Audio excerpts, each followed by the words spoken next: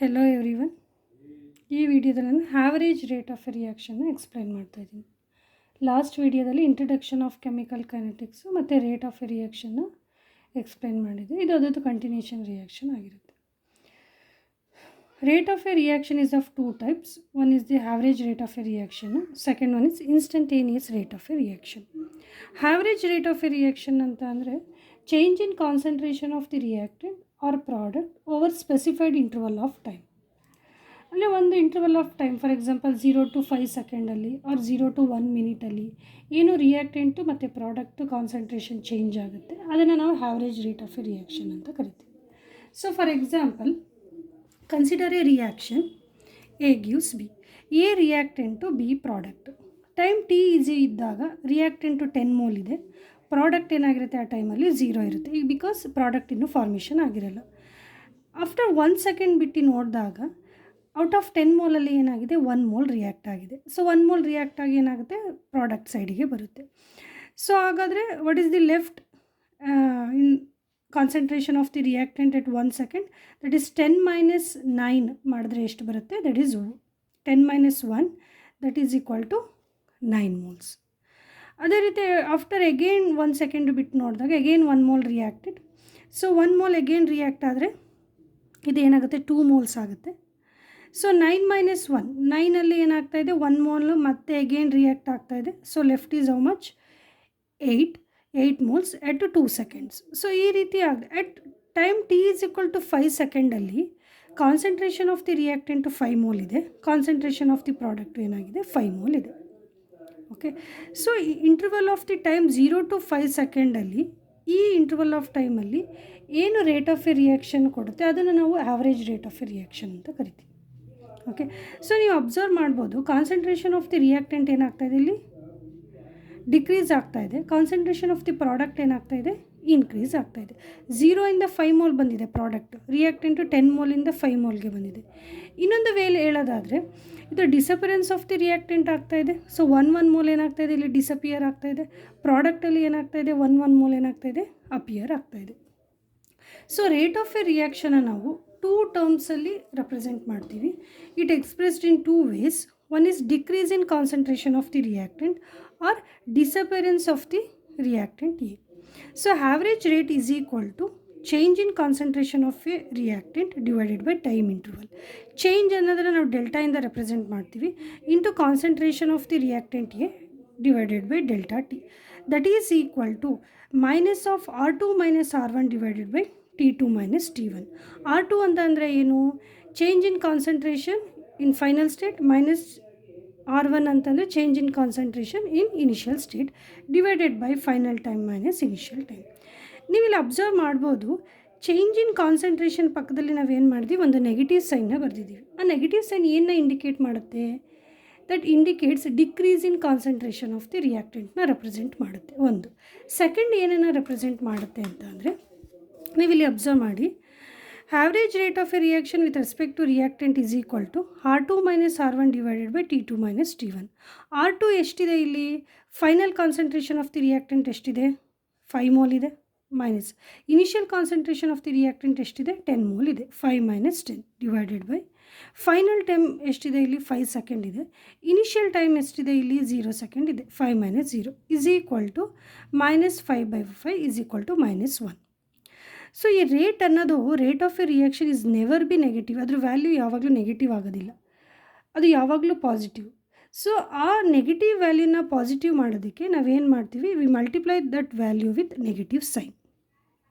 So ಹಾಗಾಗಿ minus delta concentration of the reactant divided by delta T ಆಗುತ್ತೆ. ಯಾವುದು, rate of a reaction with respect to reactant. Okay, ಇದು first way. Next second way, increase in concentration of the product B ಆಗಿರುತ್ತೆ or appearance of B ಆಗಿರುತ್ತೆ. So average rate in terms of product is equal to change or increase in concentration of the product divided by time interval, that is delta B divided by delta T, that is equal to P2 minus P1 by T2 minus T1. P2 is the final concentration of the product, P1 is the initial concentration of the product divided by final time minus initial time. So ಅದೇ ನೀವು rate of a reaction with respect to ಪ್ರಾಡಕ್ಟ್ನ ನೀವು calculate ಮಾಡಬೇಕಾದ್ರೆ that is equal to P2 minus P1 by T2 minus T1. So final product ಎಷ್ಟಿದೆ ಇಲ್ಲಿ 5 ಇದೆ. Initial concentration of the product ಎಷ್ಟಿದೆ 0 ಇದೆ. That is 5 minus 0 divided by final time that is 5 minus initial time ಏನಾಯಿತು 0 ಆಯಿತು. Divide by 5/5 is equal to 1. So ಇಲ್ಲಿ ನಾವು negative ಸೈನ್ನ ಏನು ಮಲ್ಟಿಪ್ಲೈ ಮಾಡಲ್ಲ, because already that rate of a reaction in positive value. So no need to multiply with the negative sign. ಅದಕ್ಕೆ ಇಲ್ಲಿ ನಾವು ಯಾವಾಗಲೂ ಏನಂತ ಬರಿತೀವಿ, positive sign delta concentration of the B divided by delta T.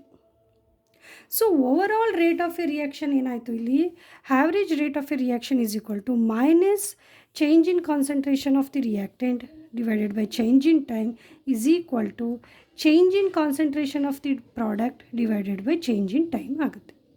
So ಇಲ್ಲಿ rate of disappearance of A is equal to ಏನಾಗಿದೆ, rate of appearance of B ಆಗಿದೆ. ಏನಕ್ಕೆ ಅಂತ ಅಂದರೆ, so we have taken the equation that is 1 mole of the reactant react to form 1 mole of the product. So reactant ಮತ್ತು product moles ಏನಾಗಿದೆ ಇಲ್ಲಿ same ಇದೆ. So ಹಾಗಾಗಿ ರೇಟ್ ಆಫ್ ಅಪಿಯರೆನ್ಸ್ ಇದು ಏನಕ್ಕೆ ಈಕ್ವಲ್ ಆಗಿರುತ್ತೆ, ರೇಟ್ ಆಫ್ ಡಿಸಪಿಯರೆನ್ಸ್ಗೆ equal ಆಗಿರುತ್ತೆ. ಇಫ್ ಸ್ಟೈಕೋಮೆಟ್ರಿಕ್ ಕೋಫಿಷಿಯೆಂಟ್ ಚೇಂಜ್ ಆದರೆ, ಸೊ ಆವಾಗ ನಾವೇನು ಮಾಡ್ತೀವಿ, ರೇಟ್ ಆಫ್ ಎ ರಿಯಾಕ್ಷನ್ಗೆ ಸ್ಟೈಕೋಮೆಟ್ರಿಕ್ ಕೋಫಿಷಿಯೆಂಟ್ ಜೊತೆಗೆ ಡಿವೈಡ್ ಮಾಡ್ತೀವಿ. ಅದನ್ನು ನಾನು ನೆಕ್ಸ್ಟ್ ವೀಡಿಯೋದಲ್ಲಿ ಹೇಳ್ತೀನಿ. ಓಕೆನಾ. So next is instantaneous rate of a reaction. Instantaneous rate of a reaction ಅಂತ ಅಂದರೆ ಏನು, so change in concentration of the reactant or product at particular instant of time. So ಈಗ ನಾವು ಆವ್ರೇಜ್ ರೇಟಲ್ಲಿ ಸ್ಟಡಿ ಮಾಡೋದು ಓವರ್ ಲಾಂಗ್ ಇಂಟರ್ವಲ್ ಆಫ್ ಟೈಮಲ್ಲಿ, ಒಂದು time ಪೀರಿಯಡಲ್ಲಿ ಏನು ರಿಯಾಕ್ಟೆಂಟು ಮತ್ತು ಪ್ರಾಡಕ್ಟು ಕಾನ್ಸಂಟ್ರೇಷನ್ ಚೇಂಜ್ ಆಗುತ್ತೆ, ಅದನ್ನು ನಾವೇನು ಕರೆದು average rate of a reaction ಅಂತ ಕರೆದು. So instantaneous rate of a ರಿಯಾಕ್ಷನಲ್ಲಿ ಏನಾಗುತ್ತೆ ಅಂತ ಅಂದರೆ, ಅಟ್ ಪರ್ಟಿಕ್ಯುಲರ್ ಇನ್ಸ್ಟೆಂಟಲ್ಲಿ ಏನು ರಿಯಾಕ್ಟೆಂಟು ಮತ್ತು ಪ್ರಾಡಕ್ಟು ಕಾನ್ಸಂಟ್ರೇಷನ್ ಚೇಂಜ್ ಆಗುತ್ತೆ, ಅದನ್ನು ನಾವು instantaneous rate of a reaction ಅಂತ ಕರಿತೀವಿ.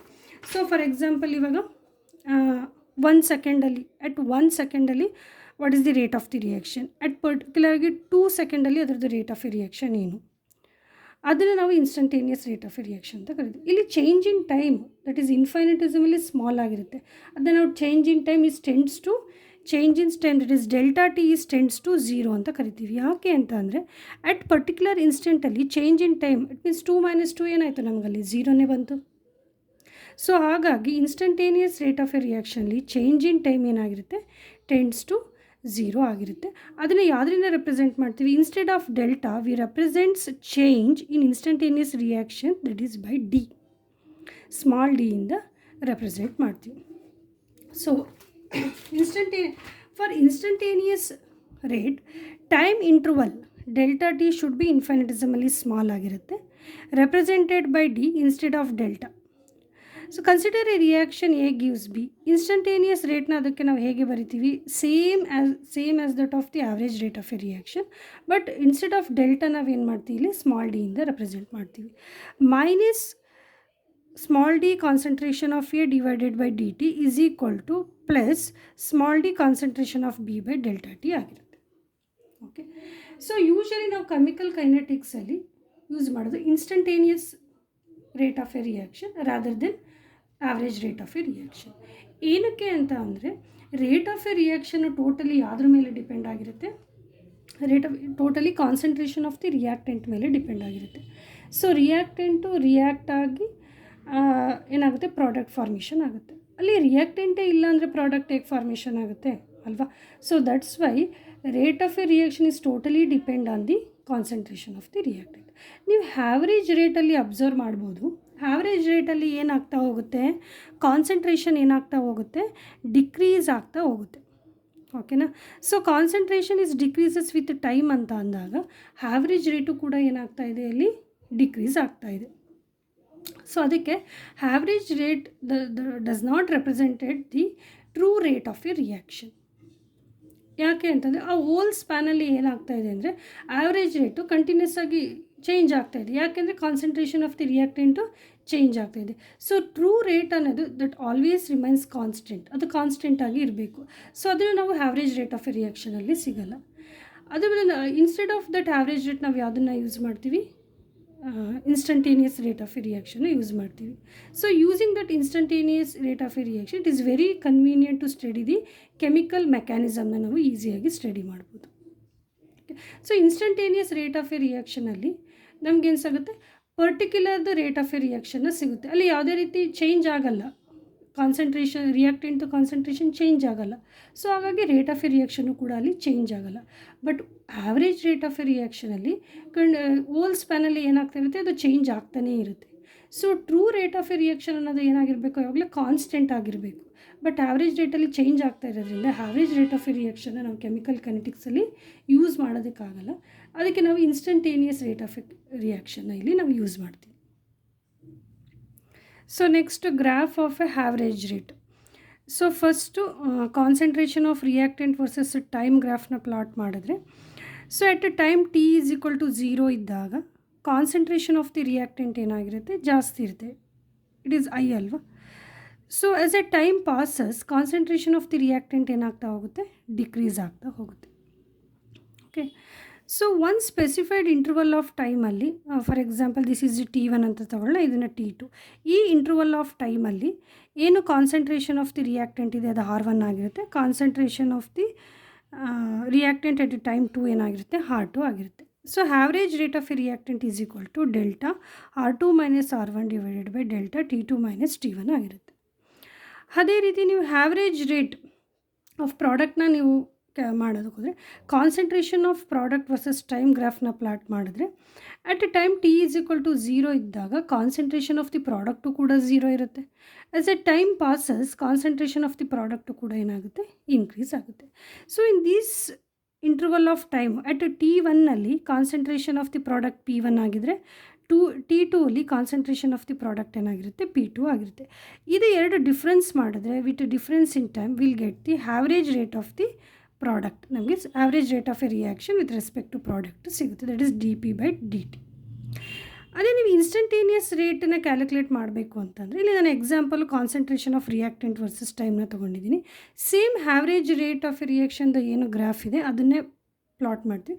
But one instant of time, ಈ ಟೈಮಲ್ಲಿ ಇದ್ರದ್ದು ಕಾನ್ಸಂಟ್ರೇಷನ್ ಎಷ್ಟಿದೆ ಅದನ್ನು ಕ್ಯಾಲ್ಕುಲೇಟ್ ಮಾಡೋದಕ್ಕೆ ಒಂದು ಟ್ಯಾಂಜೆಂಟ್ನ ಪ್ಲಾಟ್ ಮಾಡಿ, ಅದಕ್ಕೆ ಏನು ಮಾಡ್ತೀವಿ ನಾವು, ಸ್ಲೋಪ್ನ ಕ್ಯಾಲ್ಕುಲೇಟ್ ಮಾಡಿದ್ರೆ ಸ್ಲೋಪ್ ಈಸ್ ಈಕ್ವಲ್ ಟು ಏನಾಗಿರುತ್ತೆ, dr/dt ನಾವು ಕ್ಯಾಲ್ಕುಲೇಟ್ ಮಾಡಿದ್ರೆ you get the instantaneous rate of a reaction. Instantaneous rate is equal to minus dr/dt. So negative sign ಏನಕ್ಕೆ ಅಂತ ನಾನು ಹೇಳಿದೆ, one is for it represents the decrease in concentration of the ರಿಯಾಕ್ಟೆಂಟ್ನ represent ಮಾಡುತ್ತೆ. Second ಏನಂತಂದರೆ rate never be negative. So to make that value positive we multiply with the negative sign. Okay, so this is the graph of average and instantaneous rate of a reaction. So next ವೀಡಿಯೋಸಲ್ಲಿ ನಾನು upcoming ವೀಡಿಯೋಸಲ್ಲಿ law of mass action ಮತ್ತು rate ಲಾನ explain ಮಾಡ್ತೀವಿ. So for more videos ನೀವು ನಮ್ಮದು ಚಾನಲ್ನ like ಮಾಡಿ ಸಬ್ಸ್ಕ್ರೈಬ್ ಮಾಡಿ. Thank you.